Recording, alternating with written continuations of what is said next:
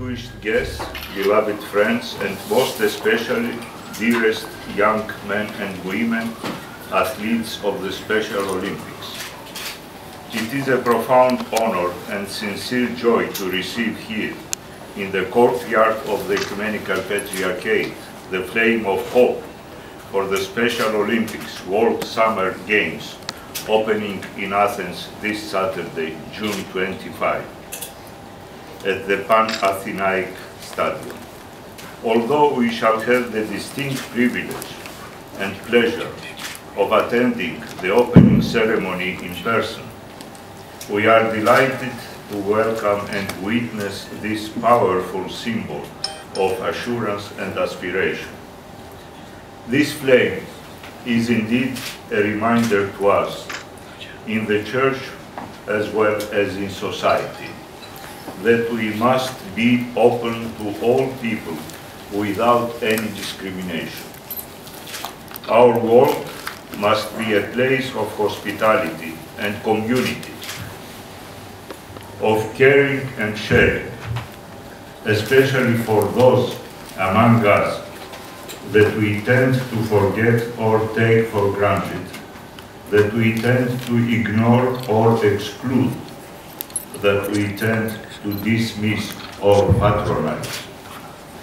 When we marginalize people, whether through our attitudes or our actions, we overlook our calling as human beings to embrace and love one another as God loves us, namely with dignity and equality, despite our limitations and vulnerabilities. This is why, in his first letter to the Corinthians, St. Paul tells us that the parts of the body that seem to be weaker are in fact indispensable. Every person, those with disabilities and those without disabilities, is unique in the eyes of God. We are judged as a society and as human beings by the way that we accept and include those among us with special needs. Interdependence is the key here, interdependence. For although the secular world stresses independence, we are in fact called to live as individuals and communities dependent on God and one another. None of us is a burden for the rest, and none of us should bear the burden alone. To quote St. Paul again, we all bear one another's burdens in order to fulfill the law of Christ. Of Egypt, to carry him several miles to the nearest town. There he asked Abba Agathon to buy him some food. Later he asked him to buy some clothing. The disabled man kept demanding more and more from the monk. Finally, Abba Agathon was asked to return the man with cerebral palsy to the place where he found him, several miles back. On each occasion, Abba Agathon simply responded to the request without expressing any complaint. The story closes with the following words.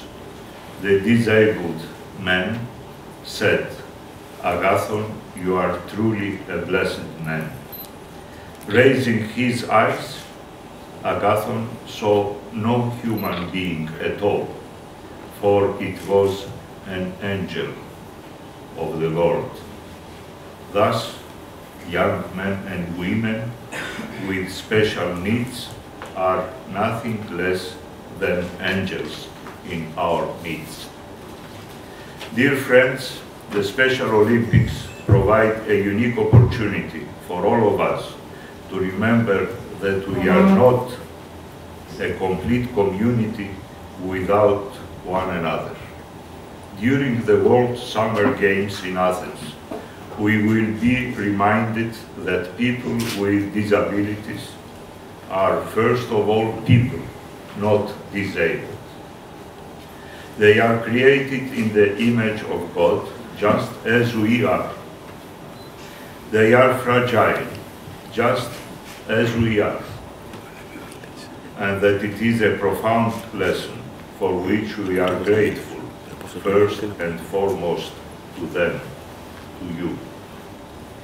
We thank you for bringing the flame of hope to the Ecumenical Patriarchate. We wish you a safe journey to the host country, Greece, στην Ελλάδα.